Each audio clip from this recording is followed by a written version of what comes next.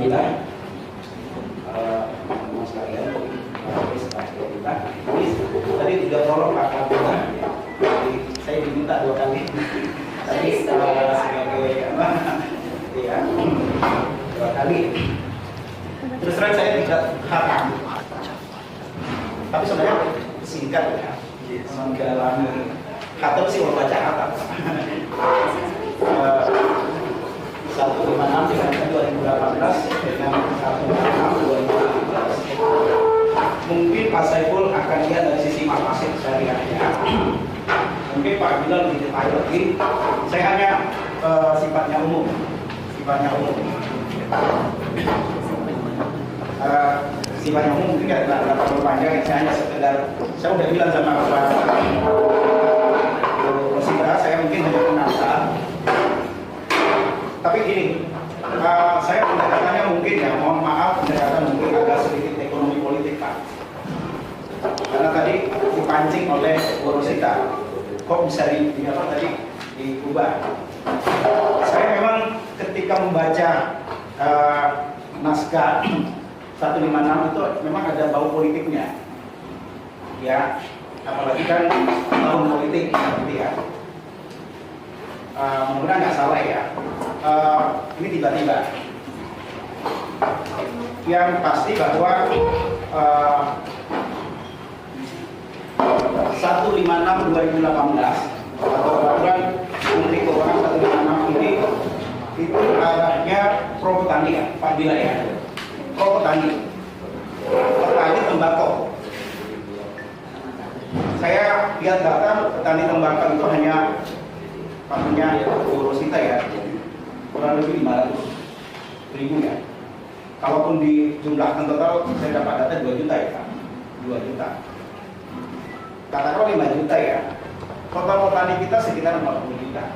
Walaupun terus setiap tahun. Berarti kalau 500.000 itu hanya berapa rupiah? Hanya 1%. Oke. Penciuman saya terhadap aspek politik adalah ini mungkin ada bau politiknya ya, 500.000 dan kebanyakan Jawa Timur.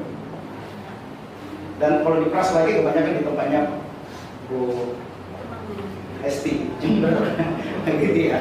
Jadi dari 500.000 itu 300 sekian itu adanya di Jawa Timur, ya. Dan biasanya saya baca bukunya Pak Bila dengan Pak Dijo Martus tentang petani.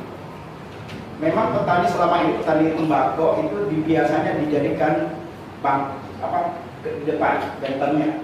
Jadi ketika misalnya ada resistensi perlawanan terhadap isu-isu tobacco control, petani dimajukan.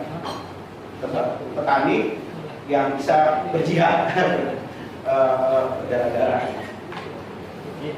Padahal di buku itu saya lihat, kalau nggak salah Pak Bila ya, itu kan paradoks ya, paradoks tidak naik kita kesejahteraan. Jadi zona nyaman dalam kemiskinannya, ya dia berada dalam zona nyaman kemiskinannya, nggak naik, nggak turun juga. Memang diawetkan, sebenarnya dirawat baik-baik untuk jadi pember untuk melawan menjadi semacam ketika isu-isu dari kaum terpelajar. Sebenarnya kaum terpelajar ini yang seringkali kita ini yang tobacco mengendalikan ini. Nah, kalau hanya mengendalikan ini ya, kalau petani ini tidak sekedar petani ya, tidak sekedar petani, banyak petani tembakau punya jaringan-jaringan kemana-mana, ya. Artinya kalau secara politik ini Pak Budi tim sukses, tadi nggak usah sebut apa 2 atau 1 ya. Ini harus basis suara dan militan. Itu mungkin ya satu. Jadi 156 ini ada aspek politiknya memihak kepada petani tembakau. Ya.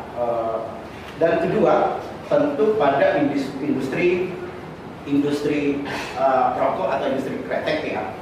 Itu jelas memihak di sana. Karena apa?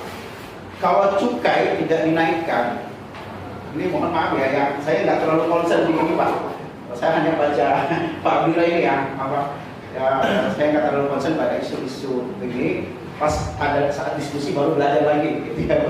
Gitu, ya. Nah, tapi saya lihat dari aspek itu, aspek politik yang kedua adalah itu melihat kepada industri rokok, ya, industri rokok baik yang kecil, menengah maupun yang besar. Saya seringkali dapat survei-survei kecil-kecilan, misalnya dari Temanggung, Magelang. Ternyata beberapa industri rokok itu di backup oleh pesantren, Pak Bila ya. Waduh, dan pesantren hidupnya dari apa ya, dana CSR-nya atau sumbangan sosialnya industri itu kepada pesantren. Ya. Nah, yang aneh ada beberapa kiai itu jadi komisarisnya. Begitu ya. Jadi kayak Pak Hasbala ya. Susah itu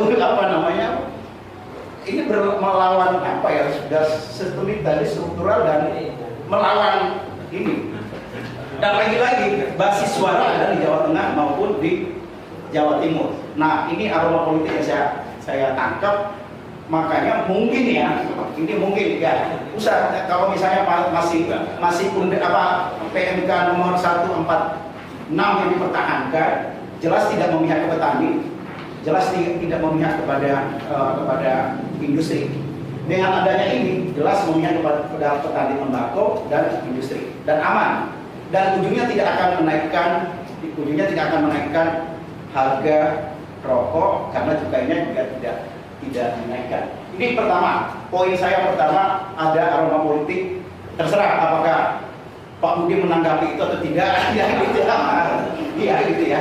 Ini makro aja mungkin gitu. Oke. Saya mungkin masuk ke sedikit ini ya. Poin saya kedua, kenapa direvisi? Ya, saya semua itu nggak pernah bisa itu ya, jadi nggak tahu apa disebut dengan tapi yang kalau didefinisi dan dipasarkan sudah tahu ada sigaret putih mesin dan sigaret kretek mesin. Artinya kan ini membedakan antara cengkehnya ya, Pak Abdullah ya. Jadi ini mengatur penggabungan golongan sigaret putih mesin dan sigaret kretek mesin serta penggabungan kuota. Artinya dengan 146 ini kan digabung ya Pak Abdullah, digabung. Jadi digabung antara yang kecil besar semua digabung, kemudian dibuatkan kuota. Jelas kalau model PMK 146 ini yang dijadikan basis, petani akan kalah. Kalau 157 ya 156 ya satu.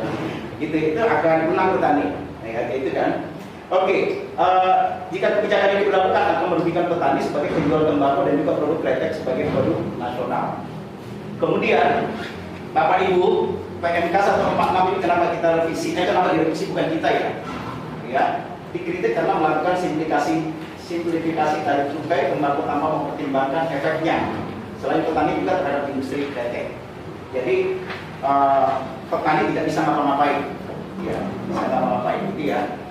Kemudian ini mungkin ya, saya ambil dari beberapa sudah beredar di ya memang 146 2017 ini PMK ini disebut adalah lonceng kematian industri kretek nasional.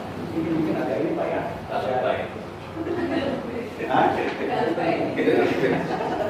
Ini nggak tahu siapa yang buat. Jangan-jangan teman-teman UI ya.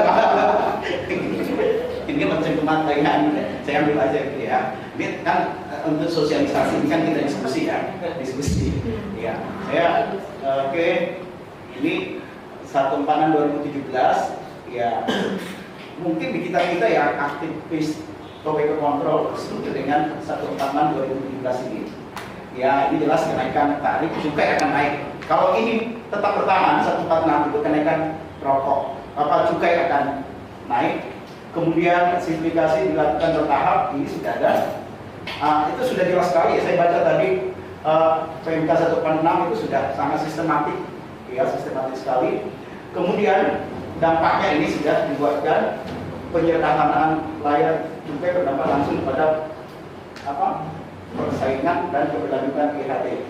Kemudian industri kecil dikenakan pajak yang sama dengan industri besar karena tadi digabung ya. kemudian dikuatkan kuota.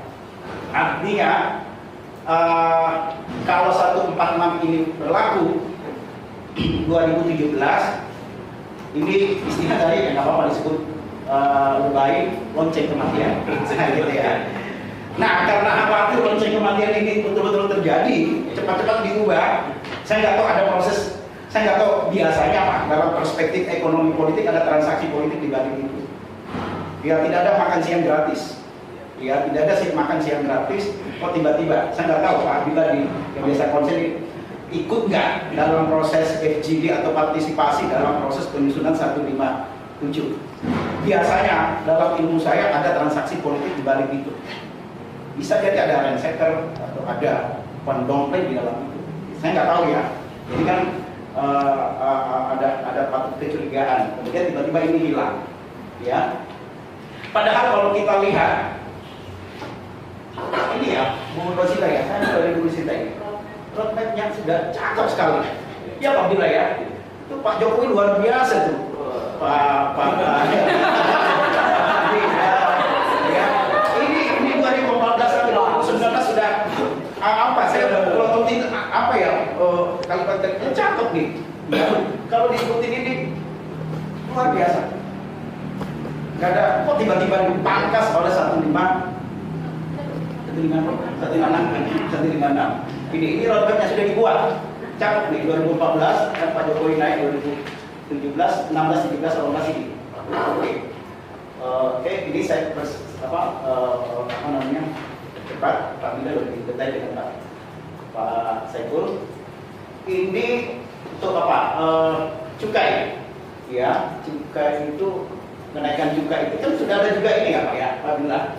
Ini pemerintah yang buat ya. Ini apa ilegal, ya. Jadi untuk mengontrol mengontrol peredaran tobacco yang ilegal, kemudian mengurangi konsumsi, kemudian optimalisasi pendapatan negara, kemudian proteksi tenaga kerja. Ini arahnya, ya arahnya dari yang dirancang roadmap-nya Pak Jokowi ketika 2014. Sekali lagi Pak Jokowi 2014 itu luar biasa membuat desain. Oke. Nah, 2014. Oke, untuk apa PMK 156 2018 dihadirkan? Saya nggak bahas lagi tadi isu-isu politiknya ya, yang saya curiga gitu ya. Kemudian yang jelas namanya adalah tarif cukai hasil tembakau ditandatangani